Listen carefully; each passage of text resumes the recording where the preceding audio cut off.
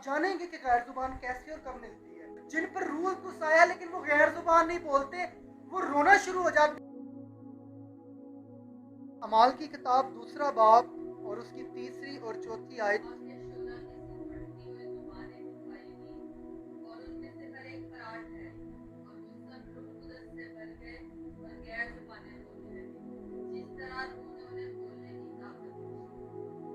आमीन। खुदा के कलाम का पढ़ा सुना जाना हम सब पाक रूह मखसूस लोगों पर ठहरता था, लेकिन यहाँ पर ईद पेंतिकोस्त के दिन, जिसका मतलब 50वां का है, 50वां के क्या, यस्सु अल मसीह के जाने के बाद यानी 40 दिन बाद, वो टोटल 10 दिन तक वो दुआ में ठहरे रहे।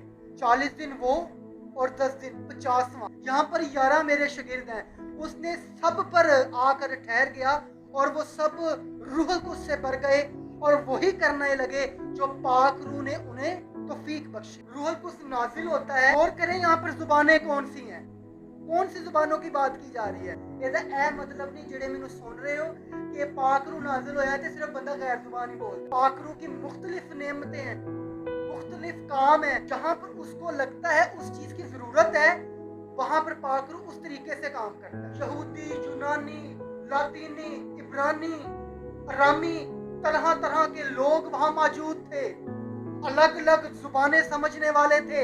जब पाक रूह का ज़हूर हुआ, हर एक अपनी अपनी जुबान समझना शुरू हो गया। वहां पर किस चीज की हाजत है, वहां पर जुबानों की हाजत थी। अब मैं उर्दू बोल रहा हूँ, यहाँ पर इंग्लिश समझने वाला भी है, उर्दू नहीं आती तो समझ आएगी। कौन सी जुबानें, आग के शोला किसी, ये गैर जुबान है।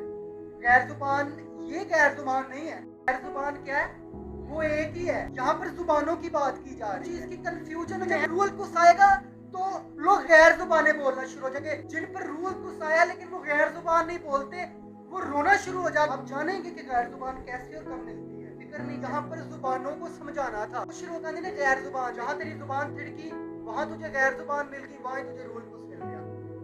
मैंने कहा मुझे ऐसी जुबान नहीं चाहिए, मुझे वो चाहिए जो आसमान से मिलती है। हमें आपके जुबान के थिड़कने से नहीं मिलता। जो लोग कहते हैं कि गैर जुबान नहीं है, बहुत से चर्चेस इस चीज पर अमल करते हैं।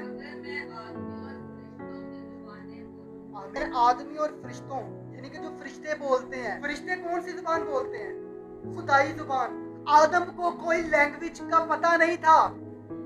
खुदा और फरिश्ते जो जुबान आपस में कम्युनिकेट करते थे, उनकी कम्युनिकेशन होती थी। खुदा ने वो ही जुबान आदम को भी कन्वर्ट की, उसको भी सिखा दी। दुनिया की पहली जुबान कौन सी है, गैर जुबान है। गैर जुबान आसमानी लैंग्वेज है। इस जुबान को कोई नहीं समझता। आप और मैं बैठे होंगे ना, कोई नहीं समझेगा। सिर्फ जो बंदा बोल रहा है उसका और खुदा का कनेक्ट रहेगा, क्योंकि खुदा ही समझेगा, क्योंकि खुदा ही जुबान है, खुदा से मिली है, तो खुदा के साथ बातचीत करना जरूरी है। जितनी जुबानें निकली हैं वो गैर जुबान से निकली हैं। आगे लोग कन्वर्ट होते रहे, जुबानें बोलते रहे, जुबानों से जुबानें निकलती रही, लेकिन जड़ी आदम जुबान बोलता सी, उन्हें किसी को सीखी नहीं थी, उसने खुदा से सीखी थी, फरिश्तों की जुबान। आमीन। गैर जुबान कैसे आती है, गैर जुबान खुदा के साथ ताल्लुक से आती है। आदम क्या करता था, बाप के साथ रफाकत रखता था। मुझे इंग्लिश सही बोलनी नहीं थी आती थी, सही नहीं थी आती, लेकिन जब मैं इंग्लिश बोलने वालों के दरमियान में चला गया, मुझे इंग्लिश भी मेरी अच्छी हो गई, मुझे बोलनी आ गई। मेरी बात समझ रहे हैं आप। ऐसे ही आदम को भी खुदा की जुबान नहीं आती थी। वो जदों मेरा खुदाए अजीम ओदे नाल बहंदा सी, और ठंडे वक्तां 'ਚ गल्लां करदा ही, ते ओनू भी जुबान समझ आ गई, ओनू भी खुदा दी जुबान बोलनी आ गई। ऐसे ही गैर जुबान रूह कुछ की जरूरी नहीं, रूह कुछ आए तो आएगी।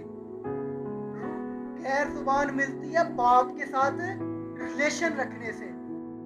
को लेके बाइबल के मुताबिक दावा करता हूँ कि आप खुदा के ज्यादा से ज्यादा वक्त दें, दुआएं करें। एक वक्त आएगा कि आप भी खुदा की जुबान बोलना शुरू हो जाओगे।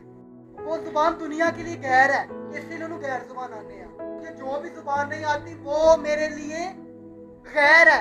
इसी तरह दुनिया को खुदा की जुबान समझ में नहीं आती। दुआ का मतलब है खुदा के साथ बातें करना। क्या बातें करना, यानी कि जब हम बातें करना शुरू हो जाते हैं, तो हमें खुदा की जुबान, जब गैदरिंग हो जाती है तो खुदा की जुबान भी हमें आना शुरू हो जाती है, क्योंकि अभी वो उस मकाम तक नहीं पहुंची ईमान में, तो उनके लिए वो गैर जुबान है। लेकिन आपकी और मेरे लिए वो गैर जुबान है। मेरे लिए इंग्लिश गैर थी, लेकिन जब मुझे इंग्लिश थोड़ी बहुत बोलनी आ गई तो मेरे लिए गैर नहीं रही। ऐसे ही मुझे जब गैर जुबान बोलनी आ गई तो मेरे लिए गैर जुबान नहीं रही। तो याद रखें, गैर जुबान एक रिलेशन से मिलती है, ठीक है। जरूरी नहीं कि रोज कुछ आए तो मिलेगी। बाप के साथ आप हम कलाम होते हैं, बाप आपके साथ बातें करता है, बाप के साथ बातें करते हैं, रातों रात दुआएं करते हैं, तो वो जुबान आपको खुदा गिफ्ट में दे देता है। आप और दूसरे लोग इस चीज को, जुबान को नहीं समझोगे, आप नहीं समझ पाओगे, तो आप आमीन कर सकोगे? अब मैं आमीन कहता हूँ तो ही आप आमीन करोगे ना। जब मीनिंग चेंज हो जाते हैं तो हमें समझ ही नहीं। इसी तरह वो कहता है कि गैर जुबान कलीसिया में अगर आप बोलोगे तो बोलते ही जाओगे, तो जब आप आमीन करोगे तो दूसरे बंदे जिन्हों नहीं आती वो किवें आमीन करेगा? वो तो आपकी जुबान को समझता नहीं है। गैर जुबान इसलिए मिली है कि हम बाप के साथ रफाकत में रहे, बाप के साथ हम रिलेशन में रहे, उसके साथ बोले, जो समझता है उसके साथ बोले। उसी लंबी लंबी गैर जुबान से तकरीर करते रहो, लेकिन किसी को समझ नहीं आएगी, क्योंकि वो उसकी जुबान नहीं है। बाइबल मुकद्दस में लिखा है, और अगर कोई तर्जुमा करने वाला ना हो तो बेगाना जुबान बोलने वाला कलीसिया में चुप कर रहे और अपने दिल से और खुदा से बातें करे। कुरान कहता है दुआ करें तो सब गैर जुबान में बात करना शुरू हो जाते हैं, ठीक है। गैर जुबान में दुआएं करना शुरू हो जाते हैं। मैं ये नहीं कहूँगा कि वो गलत कर रहे हैं, वो ठीक कर रहे हैं, लेकिन याद रखिए, आपकी लैंग्वेज का जब तर्जुमा ही नहीं हो रहा, आपकी लैंग्वेज का जब किसी को पता ही नहीं चल रहा, तो उस लैंग्वेज का इस्तेमाल करना कलीसिया में फायदा है नहीं है ना। इसीलिए बाइबल मुकद्दस कहती है, अगर तुम्हें गैर जुबान मिली है लेकिन मेरे भाई तुझे तर्जुमा नहीं मिला, यानी कि तेनू समझ आती लेकिन तेनू समझाना नहीं आता, तेनू तर्जुमा करना नहीं आता, तो इसीलिए तू एक काम कर, कलीसिया में चुप का रह और अपने दिल से खुदा से बातें कर।